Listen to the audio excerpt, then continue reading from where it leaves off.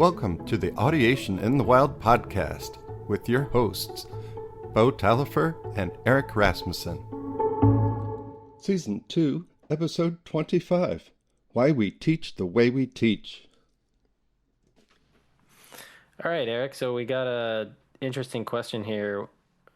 Why do we teach the way that we teach, or why do teachers teach the way we teach? And I'm going to let you kick us off because I think this was on your mind over the last week or two. So tell us what's on your mind with this topic.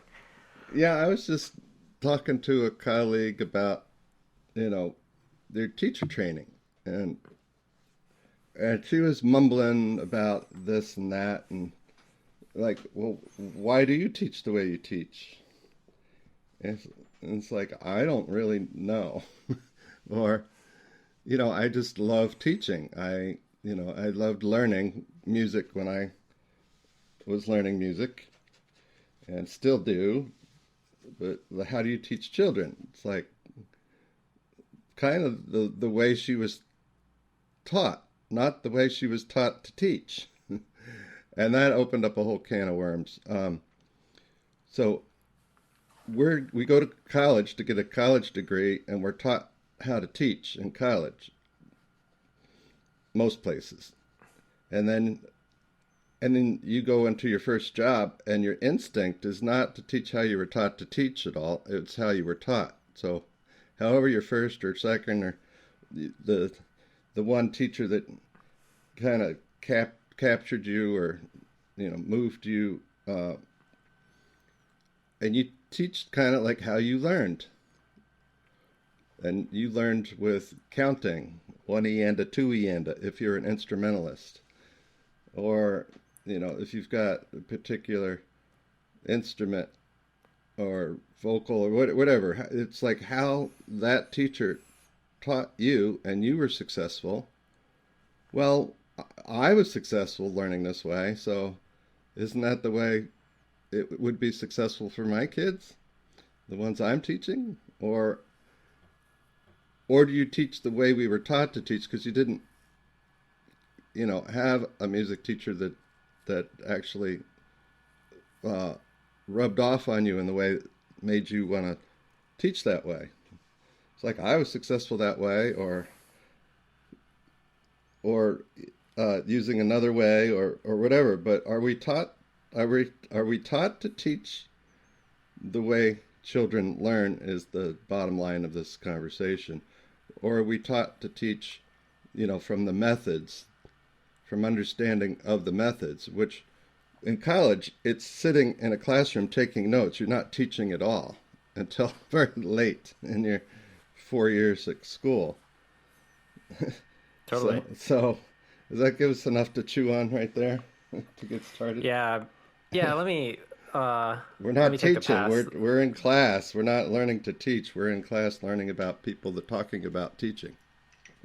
Exactly. And so this last week, I've been listening to Martin Seligman's book Flourish. I highly recommend it. It's a great book, by the way, as just off topic. But he has this interesting observation, into the book where he realizes he got into like research psychology.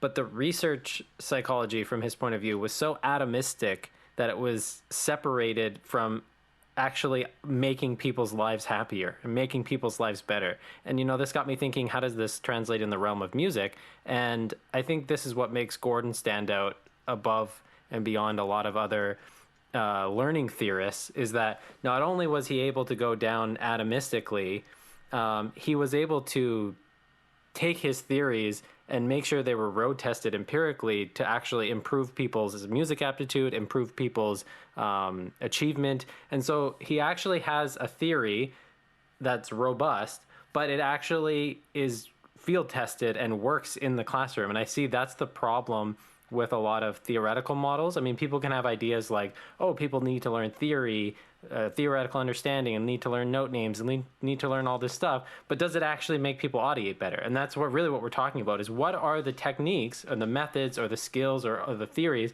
that actually help people audiate music? And that is an empirical question. That is not a theoretical question in the sense, like, you can have all the ideas, but does what you do in the class actually work or not? And that's why you have to take this up empirically. You have to study how people react to what you do in the classroom, and that's what Eric always says to us. Like, you have to basically study what the children are telling you. If you give them something to do and they achieve success on average, or like with high, statistical consistency, then what you're doing is working. But if every time you give them a learning activity, whether it's singing patterns or doing something, and none of them are learning anything, I mean, can Well, you be yeah, said to be even teaching in that moment? I think a strong case could be no. yeah. But I think it was Hillary Hahn. She's a Suzuki person. She grew up with Hmm. Suzuki, right? And so did uh, our friend Molly Gebrian, right? For sure. That worked. So why isn't Suzuki? Well, we were even talking off air. I think one of the geniuses of the Suzuki method in the beginning for the guitar, because I know the guitar curriculum, is they just teach you to play Twinkle with a ton of different rhythm patterns. I mean, I know why through an MLT lens that's a good idea, Yeah, but so but you can even take these lenses through other curriculums and figure out why certain things are working. why is traditional not? It's the traditional world. Produced all these great musicians in the past. Well, here's a great example. My training, like, I had air quote traditional training. I learned to read note names. I learned to do all that. But it's funny when you have a guitar teacher, they're often getting you to sing everything and improvise all the time and listen to a bunch of music and develop all these little licks and patterns. So it's like, I'm not saying the note naming and all that at the beginning was actually a good idea, but if you hunt a little deeper, there are other things that are done typically with guitar instruction, that are very pro audiation supportive, and other guitar teachers don't do that, or other instrumentalists don't do that. Piano teachers specifically in the classical tradition, I find, don't have people singing stuff or improvising, or but that's a cultural thing between guitarists and and not all piano teachers are like that, obviously. So My my response to that, well, how do you know that if you had learned the way students learn or the way the children learn to audiate, you wouldn't have been that much better earlier on? That we don't know because we have to split the baby in half or find sure. twins separated at birth to make the point. But the other thing I think about, what percentage of music students are really brought up inside of music learning theory principles? Like, where are the geniuses of the music learning theory world? Well, we just haven't worked with very much of the population at all. And until we get, millions of children all over the world um, developing audiation with teachers that know how to develop audiation and develop a child's understanding of music, which is a shortcut for audiation, why can we just always just lay back and say, well, they didn't learn as well because their aptitude wasn't as high, or these Sure. kids learned and overcome all these obstacles of bad teaching, say, quote unquote, because they had high enough aptitude, they overcame them.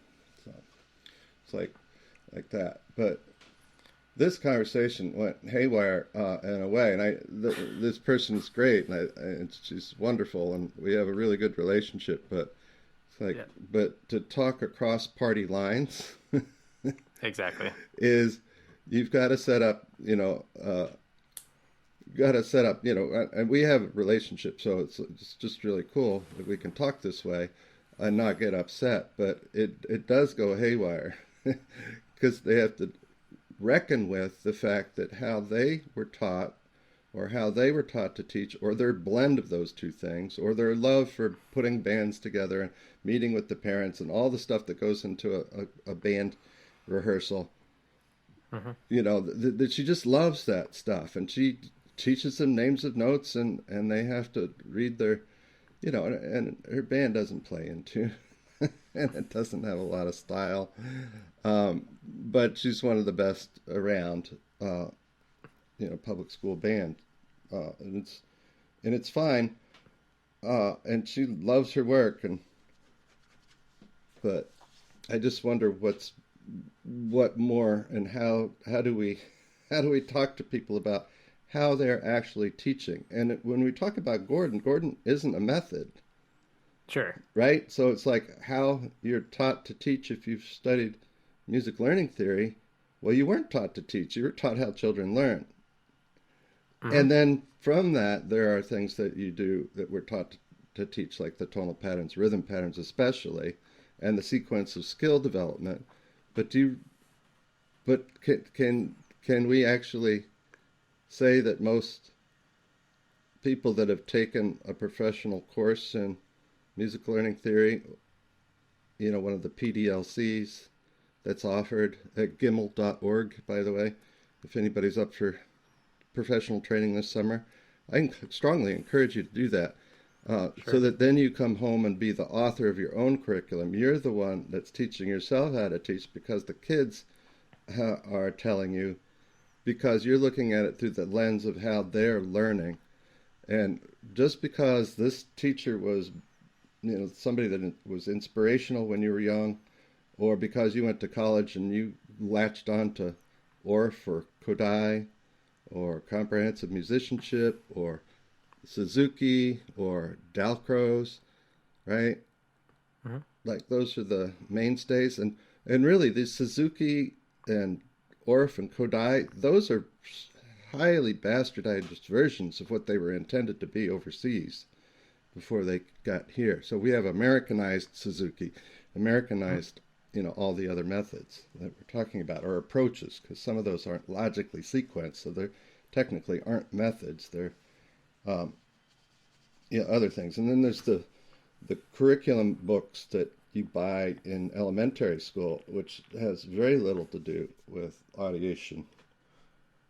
They assume Hmm. audiation uh, because the people that write those books all were audiators, and they came about naturally, say. So Yeah. yeah, Yeah. I just Totally. want to look at how you were taught to teach and how you were taught tends to be the thing that, and Gordon used this in his lectures too, this conversation, to kind of give people a different perspectives. Like, why do you teach that way? Did you really think about it? Have you done research on it? Have you um, had success across the board with raising all the students up as opposed to just getting the top third or top half or whatever?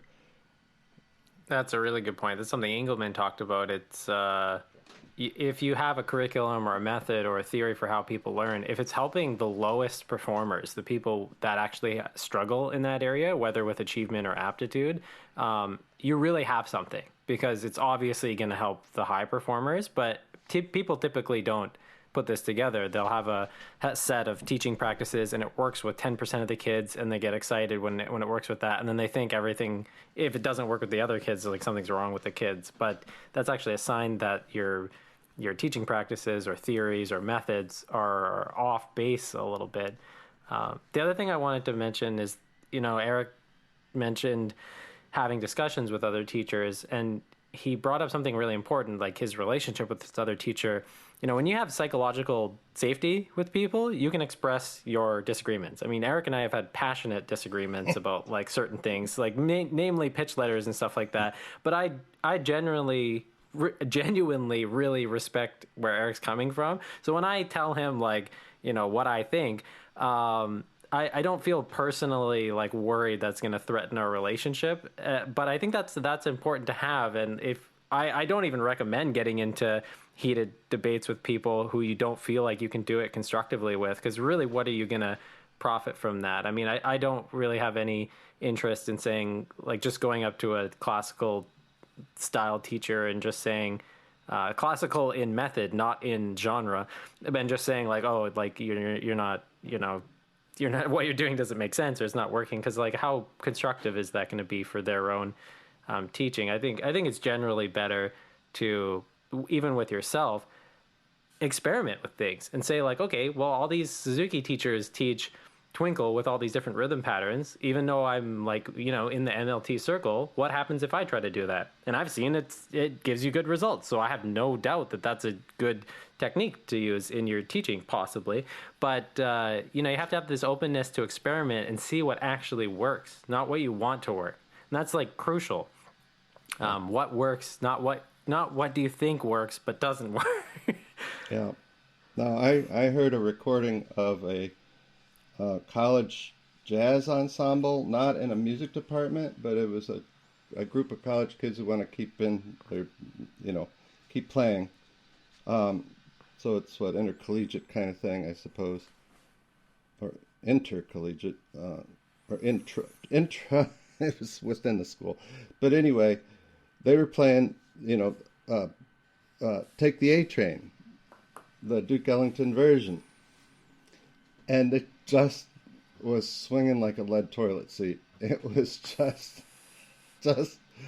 it was just so square, like da da da da da da da, da da da, just not that bad, but and then I start jazz rhythm patterns with my babies, with the adults saying them, and then the toddlers, as soon as they can say be da, ba be da.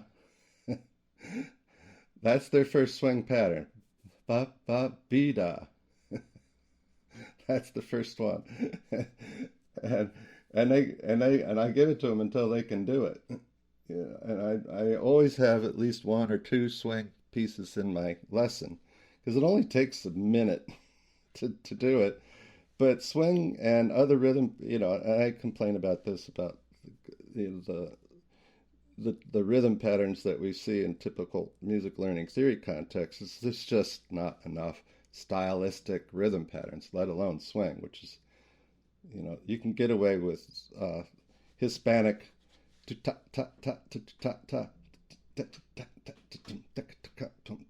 I use these different syllables for rather, but you could put them all in except I fall back into my that was supposed to be an episode. Didn't we talk about jazz syllables at one point? So review that one. That sticks out. But I got my 4-year-olds, a couple of them turned 5 now. And a friend of mine had texted me, and I was getting ready to put something on the sound system, and I looked down, I saw the text, and it said straight no chaser. And I said, why not? So I sat down, I went, and I just did that much. And I got one of the kids in no time to sing that. This monk tune, which is kind of, and one of the kids said, oh, that's complicated. But I yelled at them until I got a couple singers, and then I recorded the guy that was singing. He could sing it in tune. He never quite got the rhythm right, but this was not even 2 minutes of teaching and a straight no chaser melody, and then I played the monk afterwards. So yeah, Eric, I totally agree with you. I mean, this idea of like learning whatever you want to call it, swing rhythms or bebop rhythms specifically, is something that's probably missing from a lot of MLT curriculums, assuming you value that, which I definitely do. I think it's missing from everywhere. Yeah. But I mean, really what we're talking about is having an ongoing sense of skepticism and curiosity and willingness to challenge things. And, Paul Harris talks about it as being a little bit provocative, like trying to push the envelope a little bit. Because even in, Gordon's framework, basically what I'm getting at is we don't just have to like read learning sequences of music and say like, okay, I have to bow down to everything in this and there's nothing more. Like even Gordon's ideas should be experimented with and tested. I mean, you've done that, and James Jordan has done that. That's why he recommends using certain syllables for singing, because they're better for intonation and stuff like that. And I think that that's important, to not lose that spirit even while you're studying Gordon, to be able to question everything and look at it through an empirical lens. Whether or not you're running a full-blown research study that you're going to get published in a music journal, that's besides the point. I mean, you should still have this kind of inquisitive spirit of, okay, I'm going to try to teach 10 kids using this exact same method of teaching practices and just see what happens. And you've even said that to me, like, make a script for yourself essentially that specifically says how you're going to phrase things, you know. I mean, it's great to improvise in the classroom, but you know, if you were going to teach someone else to do exactly what you did, how would you say it to another teacher, and would it work if they did it? Yeah, and then underneath all that philosophically is, are you someone able to put yourself under the microscope and say, this is why I teach this way? Or even, we can get into this in another episode for sure, but your values, how does that affect who you are, how you teach and like that? But I'm talking more specifically to my trumpet teacher taught me this way, and that's how I'm going to teach other trumpet teachers. And then, that was my road for myself when I got out of high school. It's like, okay, I'm going to go teach band and teach trumpet teachers or teach trumpet students. Uh-huh. And at some point, that got derailed, thank God. Otherwise I'd be doing marching band competitions and all the things that were enjoyable to me in high school, and I think more so for sociological reasons than it was for anything musical, because the music we played on the field, it was fairly precise. We were pretty good. We came in second in the state often. Until I graduated, then they became, they won the prize. It's like, well, the subtraction of me made them win. But at any rate, that's teaching how I was taught, right? Or that gave me the perspective from being, in concert band and orchestra and pit orchestras for, the really good shows, 4 or 5 really good shows, like Man of La Mancha, and 76 trombones, and all bunches of professional shows. Uh-huh. And that was wonderful. I thought, oh, what a great thing to be in, is to play music and contribute music to others. But what skills, or what did I really know about how to learn? It's like I didn't know anything. Uh-huh. Not even for myself, like how to practice. We talked about memorization. We definitely want to get into an episode about memorization and recall. That's another fascinating thing when you talk about how do you learn, through audiation or through memory. Uh-huh. And they're combined somewhere along the line. But all right, I'm smearing topics all over the world, but what I ask people to do is consider how you're teaching and why you're teaching that way. Is it because you were taught to teach that way? Is it because you're understanding how children are learning? Totally. When it comes to, learning to audiate. It can actually be very destabilizing too once you plunge into a full-blown skeptical doubt about your entire teaching process and curriculum and methods and the theoretical like it can almost be destabilizing in the sense that, like, you start questioning free will and you get into it can destabilize. But this can destabilize you in a different way, because you're like, once you hit the bottom of the barrel, you're like, I don't know why I'm doing what I'm doing, and I don't know why some things work and why other things don't work. And I think there's a potential for a phoenix to come out of the ashes there if you do it in the right way. But when you're doing this alone, or without a spirit of fun and exploration, it can be really almost emotionally negatively charged, right? Well, you just stabilized me before the school year started in 2022, fall 2022, because I wasn't conscious of Engelmann. Now I am conscious of it. It's like now I see so much further I can go with aligning my objectives with the timing of how children are learning, Uh-huh. the timing and the frequency of presenting stuff, because it doesn't stick. And I'm finding this year, this is the new thing that I've found out in terms of Engelmann, is that 5 and younger it takes almost 10 times more uh, experience to get the same thing to stick. It's really taken a lot longer than I thought Hmm. for some things to stick. Besides just singing a tune and moving rhythmically and like that, that just never stops.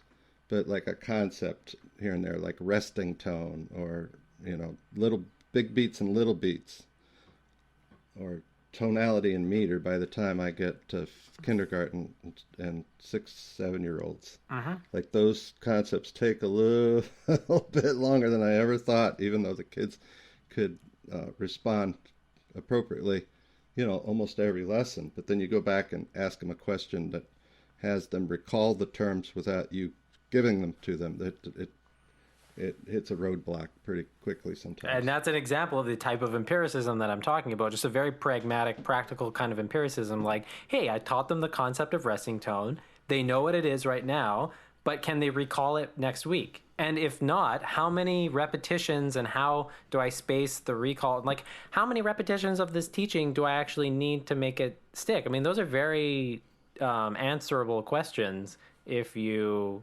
dig deep. And there's obviously going to be a bell curve. Like, well, most of the students respond with this many repetitions. Some need like virtually none, and some need way more. And you can find the answers to those questions, and it's fun to do. The other thing I wanted to say, as we land this plane, is that this move towards, a healthy skepticism, a healthy challenging of ideas and experimenting, it does not mean you have to maximize every aspect of your teaching. We're not saying that the goal is to become like some theoretical, abstract embodiment of a perfect teacher, because this stuff is messy to some degree, and there's always going to be things that can be reworked and rechallenged. If you have students for half an hour a week, the question's always going to be, how do I best use this time in a way that's fun and relevant for audiation? There is a point where, like, I'm pretty happy with my curriculum, and I think Eric is happy with his curriculum. So it's like good enough in a sense, but you can still, play around with more. So I just want to bring that up because this has been on my mind, but like, it's fine to explore more and push the boundaries, but there's an obsessive, frantic type of maximizing that's never going to make you feel satisfied. And so, like, there's a trap in there too. It's like, I got to have the best, like, tonal patterns and the best repertoire and the best sequences. Like, sure, like, I'd love to have the best too, but it's probably more like a mirage than a reality. Yeah, if you're if you're a perfectionist, or you're on the OCD scale, or ADD and ADHD, like you get distracted from one kid to the next, losing your spot. Uh-huh. Like, where was I? All that stuff is, yeah, part of the soup. As long as you keep enough protein in the soup, or whatever analogy you want, that the big bits, the important bits, are part of the diet. The tonal patterns, rhythm patterns, and harmonic patterns, and just keep going at that stuff, and and come up with answers to why you are doing what you're doing when you're doing it. Mhm. And I think part of the thing with teaching people to audiate properly, new musicians, whether or not they're young or older, is this actually does take some patience. I mean, if you try to compare one lesson of teaching note names to one lesson of singing tonal patterns, I mean, it's too small of a sample size to properly grow the skills. I mean, we're talking about some of this stuff can take like years to start really flourishing. And that's important to keep in mind because, if you've had like a handful of lessons with students and you're like, well, I've been singing everything and doing all these patterns and stuff, but they're not improvising yet. Like, calm down. It's going to happen. You have to have some faith in the process, not arbitrary faith, but faith that like this stuff has been well researched and well validated, and experiment with it, but you got to keep at it too, right? Oh yeah, you're always developing yourself, or otherwise, I don't think you're modeling being a teacher, or modeling being a student as a teacher. That's one thing that I kind of like. When I make a mistake, or when I do something that just doesn't work, and I just tell the kids, I can't, I can't do that yet, and or I'll work on that, and then you do and bring it in I think of the that next as time ready to go. the power of I don't know. Sometimes one of my drum Yes, students shows me like the craziest drum stuff, and yes, yes, yes. and I'll listen to it, and I can momentarily recall the pattern. I could sing it, and then I listen to something else that's like 10 seconds long, and we're both sitting there. I'm like, can you sing the pattern anymore? And we're both, and she'll be like, no. I'm like, I can't either. Like, it's only at momentary recall in my brain right now. And so just Yeah, admitting when you can't do something, it's totally fine. You don't have to, pretend to be some kind of perfected audiator when you're in front of your students. yeah. So growth mindset. What else? What other episodes can we throw in here? Yeah. But that covers what I wanted to say about it initially. The reconsidering how we teach and why we teach the way we do. That's actually an exercise that Paul Harris recommends in his book, Simultaneous Learning, within the few chapters. I can't remember what chapter it is, but that's a great book. But he actually goes over those questions and recommends that you kind of, contemplate that or journal that to yourself. Why do I teach the way that I teach? Is it just because my teacher did this? Or like maybe I'm teaching, I bet you some teachers, they grew up in a very strict classical environment and now they don't want anything to do with that. So they just abandon all objectives, and music time is just like more emotional social engagement, and they're not worried about progressing musically because they're just fed up with trying to have objectives in the music classroom. There can be a whatever you want to call it, like a reverse response to normal teaching, but I think it's well worth the time spent contemplating this. Why is this guy mowing the lawn the way he is right now? All right. There you go. All right. All right, Eric. Next time.